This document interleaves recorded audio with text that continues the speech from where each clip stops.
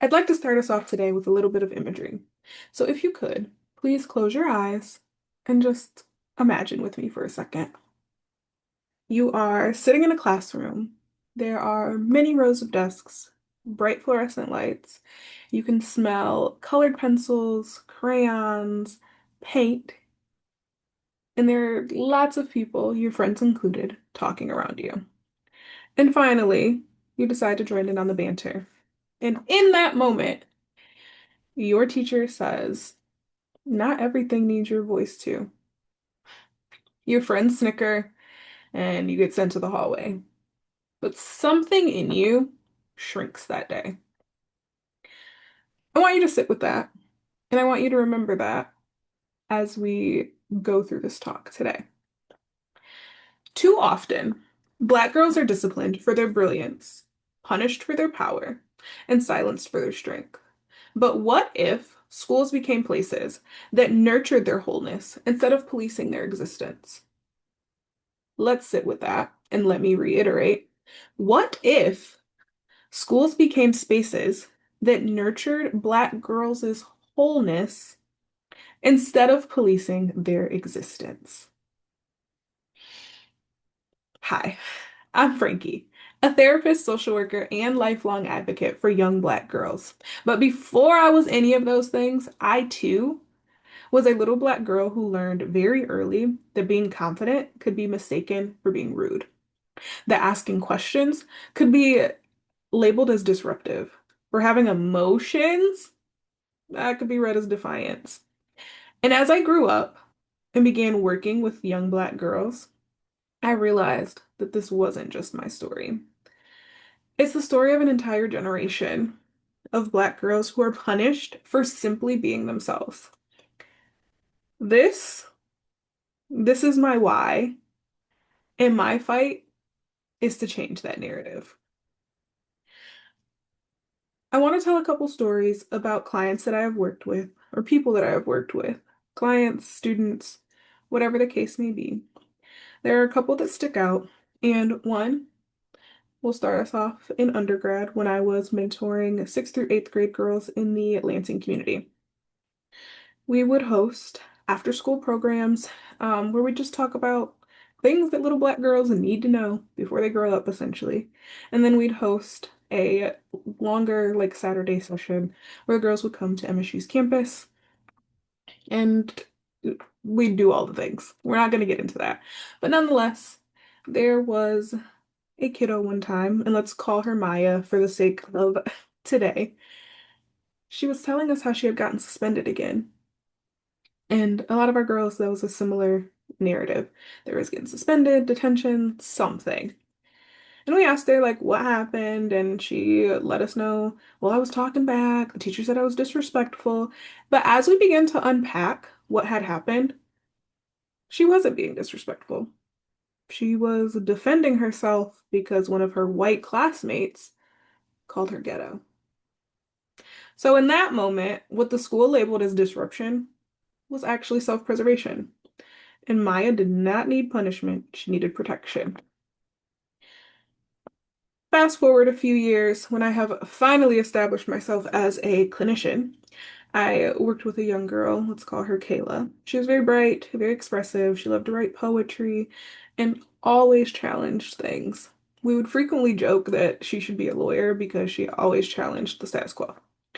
And I remember one time she walked into my office, exhausted after school, and she had told me she had been suspended. Why?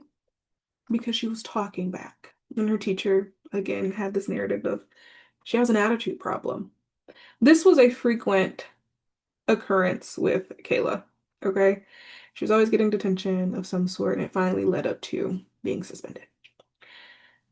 As we sat and as we processed, I thought to myself, this kid isn't angry.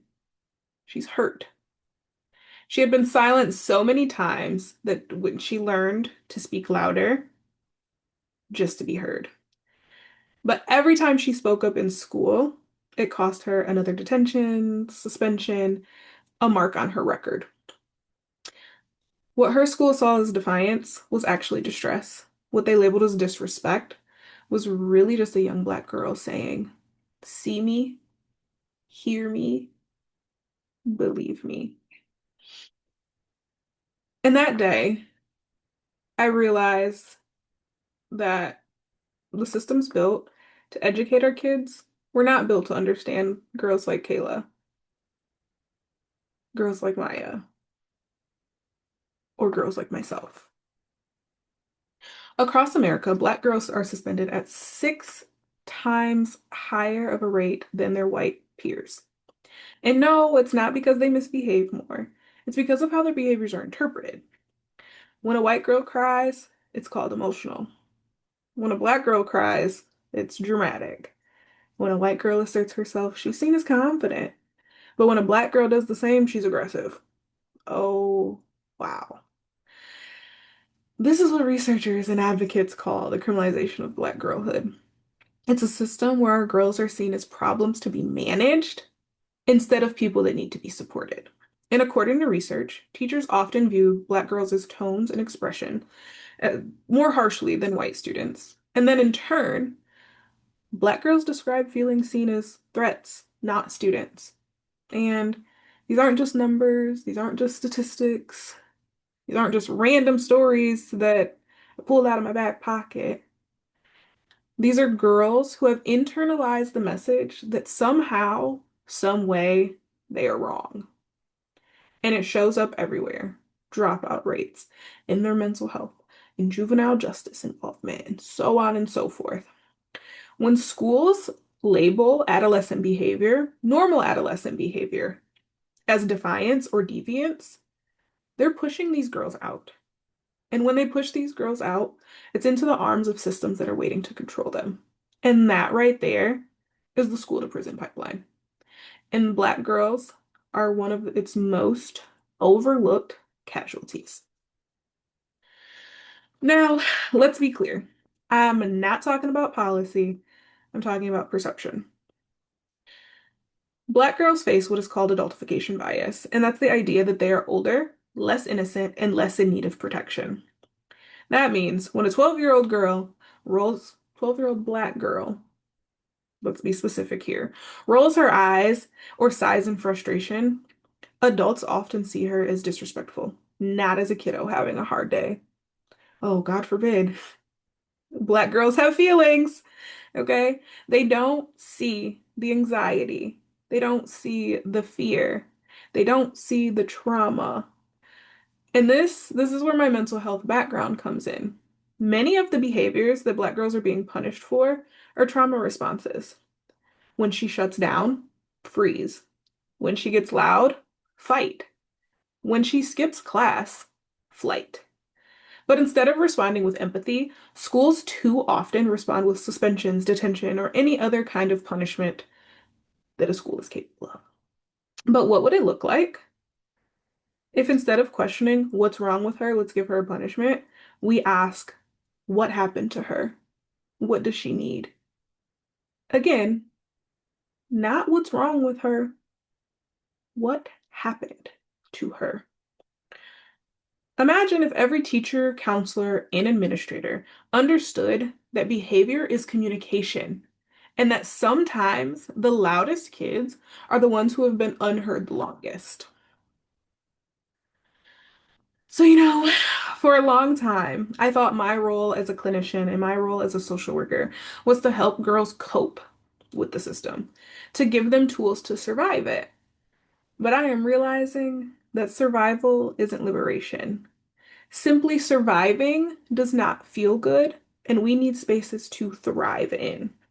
If we do not challenge the system that made them need those tools in the first place, we maybe are just decorating the cage. So here's the truth. We can do better. Yes, all of us. We can do better. And some schools are already doing better. They have embraced restorative justice circles, social emotional learning, more trauma-informed teaching, and these schools have seen results. Research shows right? That when schools replace zero tolerance policies with restorative approaches, that suspensions, detentions, etc. decrease, while attendance and engagement rise. Why, you might ask? Because care works, empathy works, and connection works. I've seen it firsthand.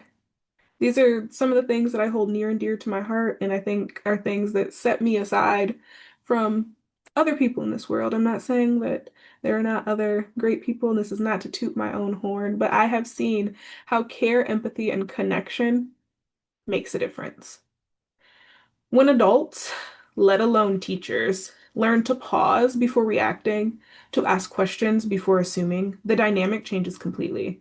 A conversation replaces punishment, and a relationship replaces a record. There's one school that I remember reading about where a teacher implemented daily check-ins with her students. Just short 1 to 2 minute conversations with each student every day.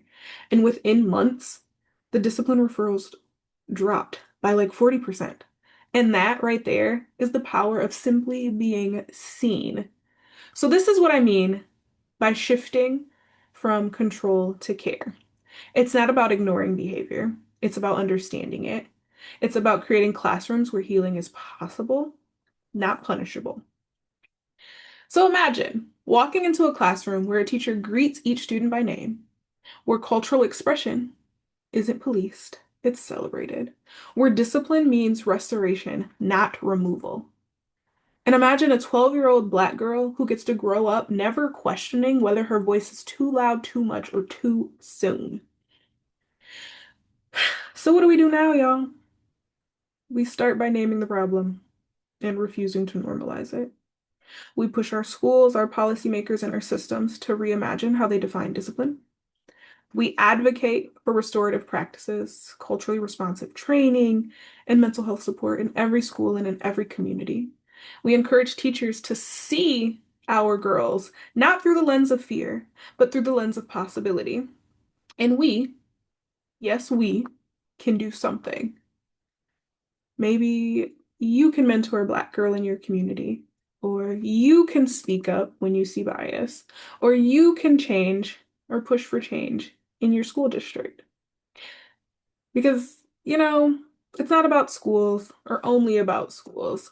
It's about futures, families, generations, and communities to come. So, with every statistic you've heard, every number, every story, it's it's all a story of Black girls being told that they're too much, too loud, and too bold. But those same traits, confidence, courage, conviction, are the same ones that we see that build movements and change the world. And if you remember that picture that I painted at the beginning, sometimes I think back to that classroom, to the girl that I was. And I wish she knew that her attitude or her voice would one day become her advocacy. Her voice is the one that's helping girls keep theirs. So today, my ask is simple. Join me, right? Join me in what? Join me in reimagining schools from places of control to spaces of care. Join me in making sure every Black girl feels seen, heard, and safe in any space that she walks into. Because when we stop criminalizing their competence and start nurturing their wholeness, we don't just change classrooms, we change everything. Thank you.